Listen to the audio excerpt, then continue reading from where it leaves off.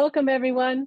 Magaly Colimon-Christopher here. I am the founder and artistic director of Conch Productions, and I am so thrilled that our first guest for 2025 is Tia Smith. Let me tell you a little bit something about Tia. Tia is a second-year M.F.A. candidate at David Geffen School of Drama at Yale University. Not only that, she is the current Robert and Jean Steele intern at Yale University's Art Gallery. And we're getting close to how come I know Tia. As a Mellon Mays Undergraduate Fellow, she authored an award-winning thesis on Eden by Steve Carter. And by the way, Tia then nominated the play to be part of Yale Rep's 2024 to 2025 season. And to add to that, Anne, she is a recipient of the Black Theater Network's S. Randolph Edmonds Young Scholars Award and the Cody Renard Richard Scholarship. Are you blown away? I was blown away when I met her. So I'm going to tell you how I met her. I met this amazing woman who, before she went to Yale, got a BA in Theater Studies and African American Studies at Duke University. I met her summer 2024 when she presented her thesis paper at where? Black Theater Network's convening. And when I heard her thesis paper and the point she was making about Eden by Trinidadian American playwright Steve Carter, I was like, this woman has got to be a guest on our show. And she is. Welcome. Hi, Tia. Did I blow you away with that intro? Yes, you did. So Steve Carter, a Caribbean American playwright, specifically Trinidadian American playwright, wrote this amazing play called Eden. Now, how did you find out about Eden? Because thanks to you, I'm embarrassed to say that I'd never heard of Steve Carter until your presentation. And since then, I've read his work and been like, yum. How did you learn about Steve Carter? So I learned about Steve Carter in 2020, which was the year that he passed away. And so I actually have a twin sister named Tyra, who at the time that I was at Duke was studying theater at Northwestern University. And when Steve Carter passed away in 2020, a writer by the name Nathaniel Smith had authored an obituary for Steve Carter in the New York Times. So my sister had actually read that obituary the day it came out. And then later in the year, she was enrolled in a course on the Black arts movement. And so she was required to write a final paper about a playwright or a play that wasn't covered in the curriculum. And so she chose to study Eden by Steve Carter and wrote a paper about the play. What drew you? Because your sister's passion is one thing, but when you presented your paper, I was like, wow, this woman is passionate. She is passionate. She's driven. I really care. I want to know more about Eden. What developed your passion? For me, Steve Carter was really the first playwright that I ever truly saw myself in. And Eden was the first play that I really saw myself in. I myself am not of Caribbean descent, but like Steve Carter, I am a Black American of dual heritage. And so Steve Carter's family, Steve Carter's mother was a Trinidadian immigrant who had moved to San Juan Hill upon her immigrating to the US. And his father was from the rural South. He was from Richmond, Virginia, and migrated up north during the Great Migration. And so his parents had, fell in love and, experienced this Black interethnic marriage. And so in my own background, my dad's family is originally from Arkansas, and my mom's family is from Nigeria. And so I'd never really found a playwright who had that similar experience of dealing with two different Black identities that have so much overlap, but also distinctions. So it was really just really seeing myself in his own personal story, but then also seeing myself in the characters of Eden. Steve Carter really wrote Eden so that Black Americans and Caribbeans could really understand each other. And so one of the things he's talked about on the record is that, in the Caribbean compared to in the US South, from his experience, uh, Caribbean people had an easier access to formal education than Black Americans, just due to the differences of British colonization versus the effects of colonization and slavery in the US.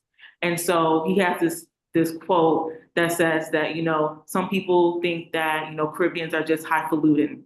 But it's really just sort of like the different mechanics of slavery and colonialism that impact the resources and experiences of Black people throughout the Americas. And this perspective, how do you feel? The play opened at Yale Rep last week. It was in previews. There was a Q&A on the 24th. How do you feel this messaging resonates with audiences from 2025? I think the focus on education really resonated with particularly Black audiences of Caribbean and African and Black American heritage. And one of the questions I asked throughout a couple of the talkbacks I gave was, which characters did you resonate with the most? And one woman who was a Guyanese woman who came to a talkback said that I really resonated with Joseph Barton, who's the patriarch, and Agnes Barton, who is his eldest daughter, because of their focus on education. And so there's this great moment in the play in which the patriarch is talking about, what is love? Can it pay rent? Can it buy bread? And so I think he really sees education as a tool towards liberation and freedom and prosperity. And people really resonated with that messaging in the play. And what about the messaging that love comes with a stick? Because he used, I guess you could say, in these modern days, corporal punishment. He was abusive, and that was his definition of love. How did they resonate with that messaging? Because honestly, I was raised by a parent who shared that mindset. And I don't know about you. I think there are a number of us who were raised by parents who shared that mindset. How did it resonate with the different generations in the audience? I think that audiences really recognize that the whippings that Annetta and her siblings experience by their father is really abuse. And one of the first things I really did as a dramaturg in the rehearsal room was talk about we need to set a culture in which we are able to disentangle love from abuse. And at the same time, we can recognize that the love that Annetta has for her father is genuine and true, but that the abuse is not necessary and is not an act of love. Where do you think the genesis of this proclivity came from for the father in this play in 1927 in San Juan Hill? And let's go back. Where is San Juan Hill? Do we have that here now? San Juan Hill is in Manhattan and is around, the 60s in terms of streets. And specifically, the play takes place on 63rd Street. Currently, San Juan Hill does not exist anymore. It was really demolished, and currently that area is known as Lincoln Center. It's known as Lincoln Square, which is where Lincoln Center Theater now resides. And so now there are projects going on in which Lincoln Center is trying to really acknowledge the history of San Juan Hill as really a sort of innovative area in which Black American and Caribbean artists really flourished pre-Harlem Renaissance. Wow. That is exciting. I didn't even know that. I need to go check out what's going over at Lincoln Center. But getting back to my initial question, which I veered off of, um, where do you think the genesis of "If I love you, I will punish you" comes from? Well, I think that from the perspective of the father, he really thinks that he is doing the best for his children. And we had some conversations in the rehearsal room about, abuse being passed through slavery. And so, uh, enslaved Africans and their descendants being physically abused by owners of the enslaved. And so that's sort of passing down throughout generations. And so perhaps that character, Joseph, never really experienced any other way to deal with his family and children. Yeah. And I really found it really poignant in the script when the writer described that he took a cord and dipped it in water, and how the wounds from the whipping of his daughter Annette left open welts on her back, which was reminiscent of slavery times. And it made me think to myself, how many of the oppressors' acts of abuse became normal for us, like the use of the N word in the script, right? That was an act of aggression for them to use that word on us, and it became normalized. And that was a major point in the piece. How is that normal? Why would you deem that as normal? And I really found that really fascinating. I wonder how did the actors resonate? What was the conversation? I want to be a fly on the wall. What was the conversation in the rehearsal hall about that word? Because it's truly traumatizing, and I've had a bunch of fights as a kid regarding that word. And so, how did they feel? I mean, dramaturgically, I suppose if it's a piece that was written in 1927, did anybody say, "Can we change that word"? Did anyone say, "Can we modify that word"?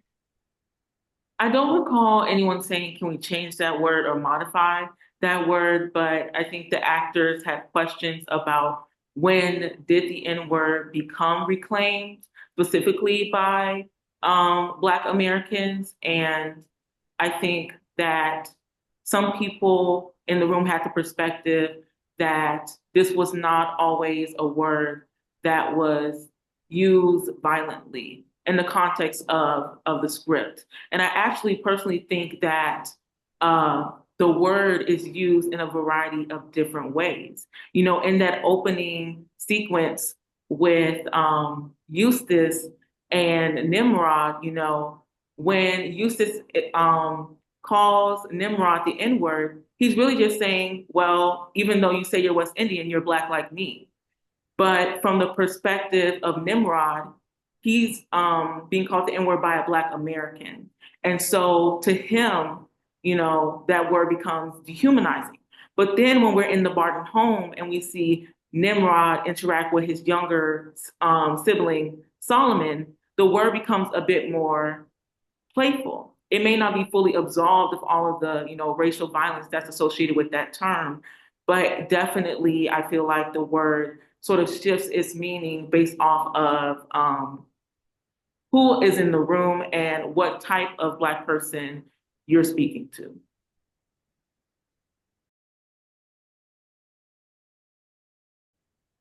The education component. In if the if the eldest son is 15, that would mean that the father and mother, because they said they're American and the sisters were born back home, right?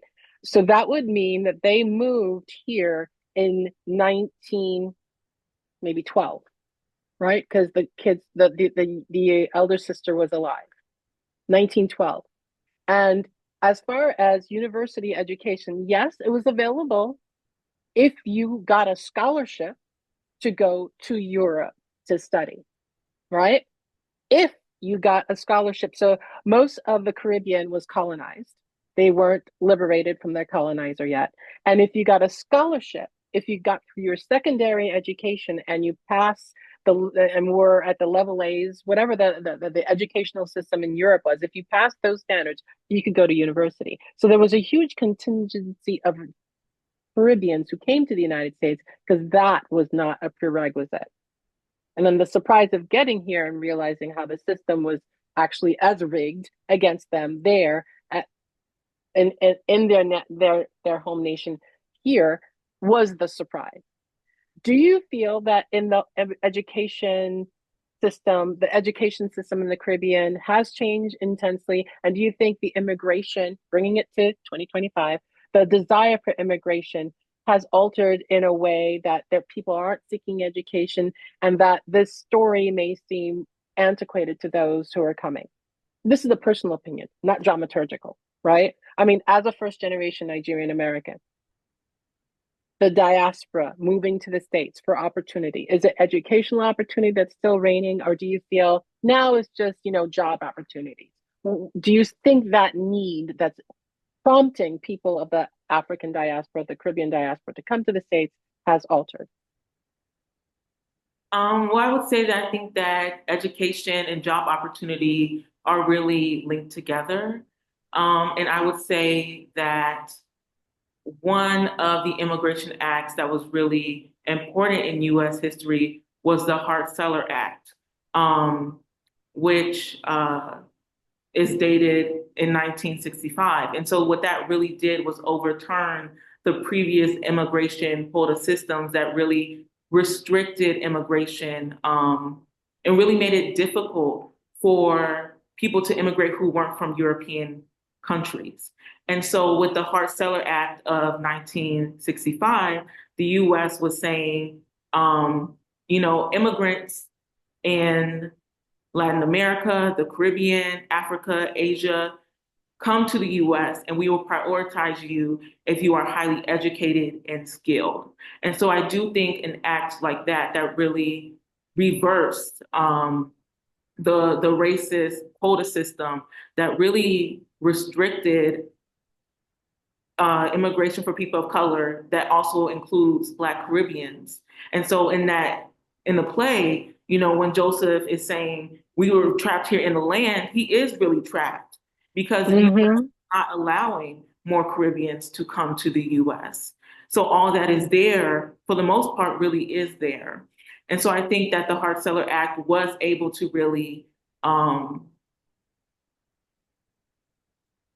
invite or bring or motivate Black immigrants from Africa, the Caribbean, Latin America, who were highly educated and trained to come to the US. And I think that still has tangible effects to this day. Thank you. Thank you for sharing that. Now, I'm going to tell you full disclosure. I went to Yale School of Drama, and when I learned that this play by a Caribbean American artist was going to be put up at the Yale Rep, I was blown away. It's been a minute since I was at Yale, right? And so the very fact that it was part of the season made me think the world is better, the world is changing, our stories matter, right? As you know, Conch Productions, our focus is on the work of Caribbean heritage artists. Tell me about the nominating process. You nominated this play to be part of the 2024-2025 season at Yale Rep. What are the steps to that for these authors out here, these playwrights out here, like, I want to get my play nominated? What would you tell them to do? Or what did you do that you would advise them to also do? Mm-hmm. So first I'll speak about, the process of Eden being done at Yale Rep. And I would say, as someone who is a member of the David Geffen School of Drama, as a student, each fall, there's a season planning committee that is primarily comprised of faculty members throughout various departments at the school. Each fall, they send out an email to students. And probably that email also includes, just a general David Geffen School of Drama and Yale Repertory Theatre students, faculty, and staff. So each fall we get an email that's saying, the season planning committee would love to hear recommendations on plays that you would like to see produced at Yale Rep. And so when I got that email in the fall of 2023, I put together a list of about 10 different Black plays. And at the very top of that list was Eden by Steve Carter. And so I sent that email around November of 2023. And much later, months later in the spring, I found out that Eden was selected. And what is actually very interesting is that this is the first year, sort of after the COVID-19 pandemic, that Yale Rep was trying to go back to doing 5 shows instead of 4. And so they had announced 4 shows initially and said, we're still waiting on confirmation for the 5th. And then about a week later or a few days later, another email from James Bundy says, that missing play in the season is going to be Eden by Steve Carter, directed by Brandon Jordan. Love James Bundy. So I was very ecstatic when I saw that email that was sent out to the David Geffen School of Drama and Yale Rep season planning committee. I believe there's information on Yale Rep's website, which is yalerep.org, about how playwrights can submit plays. And I will say that as a dramaturgy student, all dramaturgy students are required to read plays that get submitted to the theater. And so we really do our due diligence to make sure that we take the time to read thoroughly. We write a report uplifting the positive things about the play, how it aligns with the theater's missions and values, and would we like to see more material from this playwright? How does this play really align with Yale Rep? And so one of the things that the faculty member, Amy Baratko, who really oversees that script acceptance process, always ensures that every single play that gets sent to Yale Rep gets read. So that's really my perspective as a dramaturgy student on how someone who is a playwright that is currently, creating new work might go about their play possibly being produced and at the very least considered by Yale Rep. So is there a pitching process, or it's just put the title on a list and throw it in? There's no pitching process. There's no validation for why you feel this play should be considered. Yeah, there was no sort of like formal pitching process in which I was really able to state, this is why I believe this play should be done. The season planning committee, when they receive all the submissions, read every single play that gets submitted. But quite frankly, I knew the plays I submitted were great. And I think when anyone reads Eden, they don't necessarily need me to tell them why they should do the play. Steve Carter's words are so magnificent that it really captivated everyone on that season planning committee. And so he can speak best for why his play should be done, even though he's no longer here, because his language and command of language is just so rich.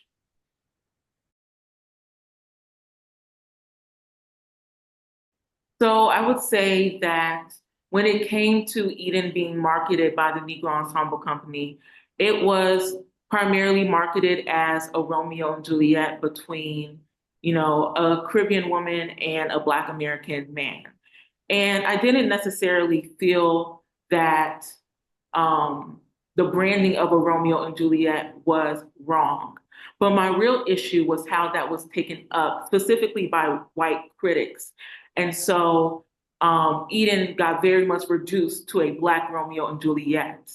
And all the originality, the vibrancy of Black life, the beautiful language that Steve Carter wrote was sort of downplayed based off of this, conception that this is just a rehashing of a plot. And so much of my thesis was trying to make people know that, even Shakespeare didn't even come up with the plot of Romeo and Juliet. And I was really inspired by Zora Neale Hurston's theorizing of originality that she puts in the characteristics of Negro expression. And she actually mentioned Shakespeare, when she's talking about originality, and she says, um, you know, people love Shakespeare because of his treatment of the borrowed material. Originality is Mm. not what you do, it's how you do it. Mm. And, I think that, by having my scholarship available to the creative and production team, we weren't afraid to, bring Romeo and Juliet into the conversation. But I think my scholarship helped us to be really intentional about not reducing it as such. This play is so much more than just two star-crossed lovers. This play is really about freedom and how sometimes our own individual paths to freedom can inhibit the freedom of the ones that we love. And so Mm. I really want people, if anything, I hope that the Romeo and Juliet or, the romance will bring people in to the theater. And then they'll see that, yes, this play is about romantic love. It's about sibling love. It's about the love between, a friendship of Eustace's Aunt Lizzie, and, the Caribbean matriarch, Flory, and how they really get to talk about their own desires and passions and love when it's just them two on stage. Um, there's so much in this play I that really, I hope that people really get to see that. for me, the theme that jumped out was female empowerment, right? That for me, that's what I think is beautiful about the arts, right? So we can only hope that the audience grasp the themes that you shared, maybe consider my themes, or come up with another theme that resonates for them. So, how long is this play running? Tell us more because I want everybody to go out and see this play. So this play runs at Yale Repertory Theatre, which is located at 1120 Chapel Street in New Haven, Connecticut. It runs until February 8th. Um, Oh my God. So hurry up and get on that train and get for over there. 2 weeks-ish. Um, and tickets are really selling great. We consistently have full houses, roughly between 220 to last night we had 270 people in both the 2 p.m. and 8 p.m. show. And so I hope that everyone gets a chance to see it. And if not, I really hope that this production is just, the beginning of so many other theaters producing Eden, the other works in Steve Carter's Caribbean trilogy, and dozens of other of his like one act and full length plays. And to learn more about the Caribbean trilogy, just go to our Instagram page. We did a Caribbean artist spotlight of Steve Carter this week, and we mentioned the plays that are part of his trilogy. Do you want to share with the audience now what those plays are if they don't have time to go scroll over to Instagram? Yeah, so the second play in the trilogy is called Nevis Mountain Dew. It is set in 1954 in Queens Village, New York, and um, Little Caribbean. it takes place on during the 50th birthday party for a Caribbean patriarch. And so all of his family and friends gather together and they drink this special rum called Nevis Mountain Dew that really forces them to reveal their own individual desires and aspirations with each other. The last play in the trilogy is called Dame Lorraine and notably starred Esther Rolle, who was one of Steve Carter's, greatest collaborators and friends, and, someone else who was also of Caribbean heritage. She was the daughter of Bahamian immigrants.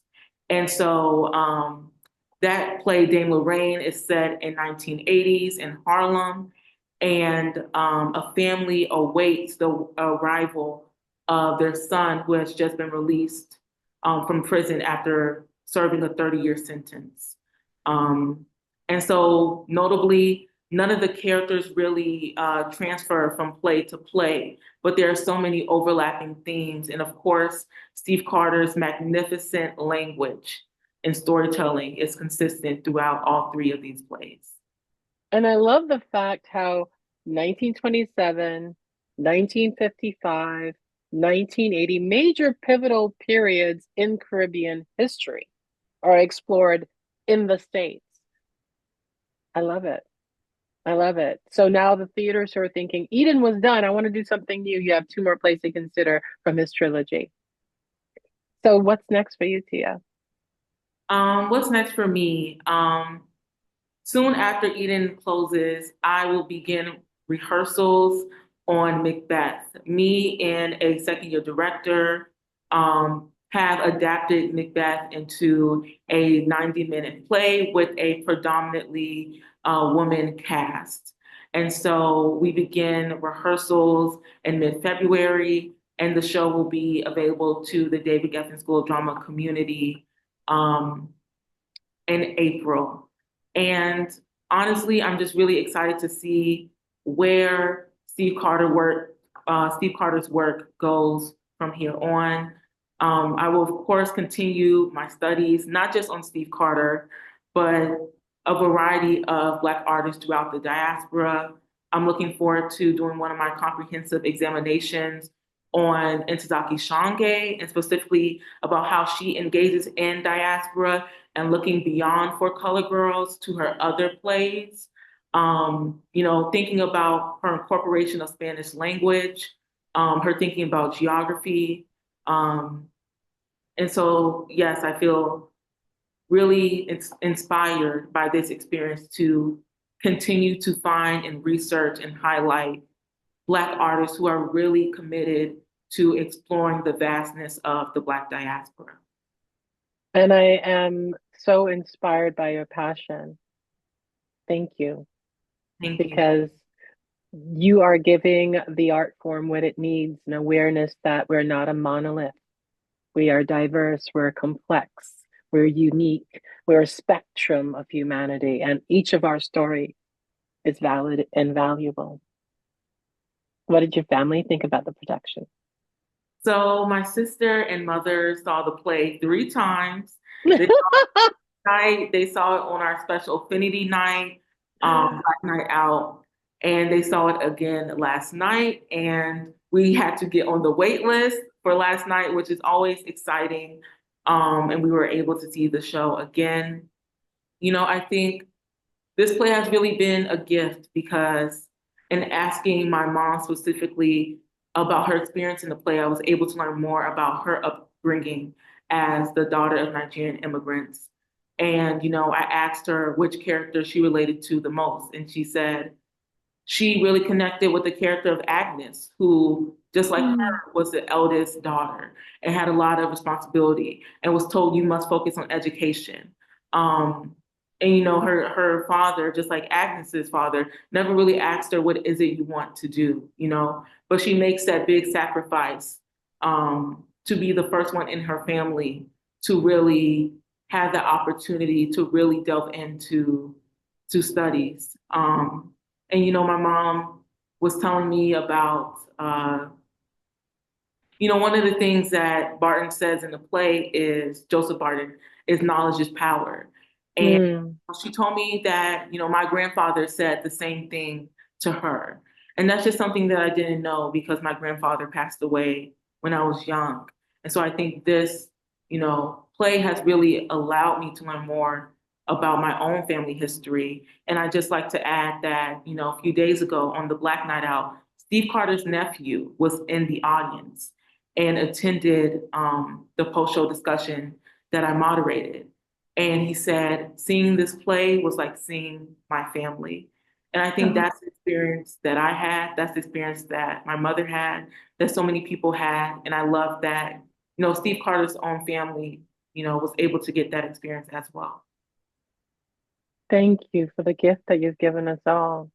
And I hope everyone takes an opportunity to go witness this production, an amazing cast. If you want to learn more, go to yalerep.org or .com. ORG. ORG. Thank you, Tia. Thank you so much. And thank you all for watching today.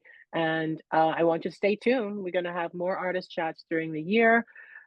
Pop in next month in February. We will be featuring multi-hyphenate Caribbean American television and stage star actress producer, teacher, writer, performer, Juliet Jeffers. Her family is from St. Kitts, and she is not only fantastic as a human being, but her creative journey has been self-empowering for her and inspiring for many. And if you don't know Juliet Jeffers, before you see the interview, check her out on Tulsa Kings. Thank you again, and see you in February. And by the way, if you're a Caribbean heritage writer, screenwriter, or playwright, be sure to apply to be a member of Conch Productions Artist Collective. Our deadline for applications is February 3rd, which is right around the corner. Go to www.conchproductions.com to apply. And if you're a passionate lover of the arts, follow us on Instagram and find out about our upcoming reading series. All right, have a great day.